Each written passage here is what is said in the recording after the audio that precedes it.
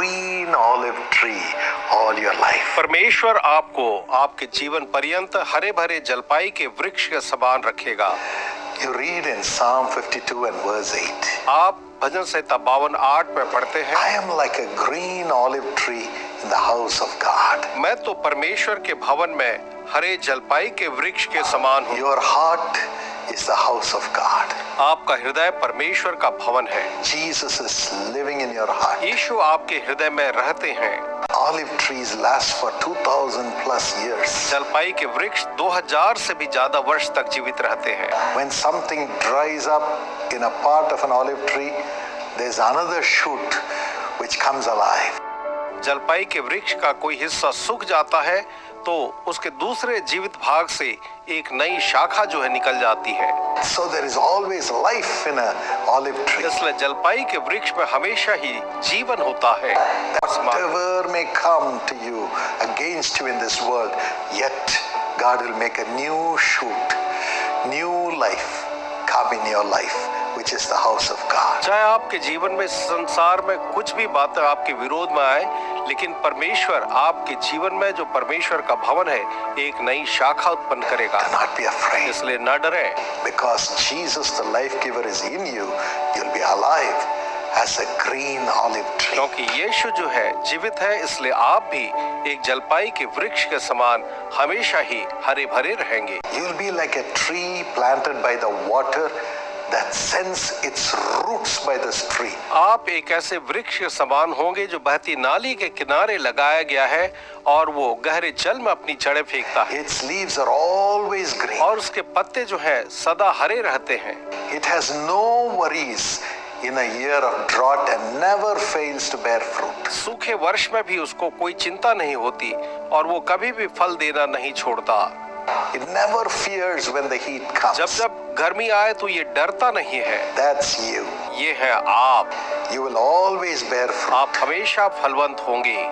Whether heat comes, चाहे गर्मी आए, whether drought comes, चाहे सूखा आए, God will always give you the living waters to keep you as a green olive tree. परमेश्वर आपको सदा ही जीवन का जल देगा कि आप जलपाई के हरे भरे पेड़ बने रहें। Psalm 92 and verse 13 and 14. भजन संहिता 92 और वचन 13 और 14 में, Because you are planted in the house of the Lord, you will flourish in the courts of our God. क्योंकि आप परमेश्वर के आंगन में रोपे गए हैं, इसलिए आप परमेश्वर के भवन में लहलहाते रहेंगे। You will still bear fruit in old age and be fresh and green. आप वृद्ध अवस्था में भी फलवंत बने रहेंगे, हमेशा ताजे और हरे भरे होंगे।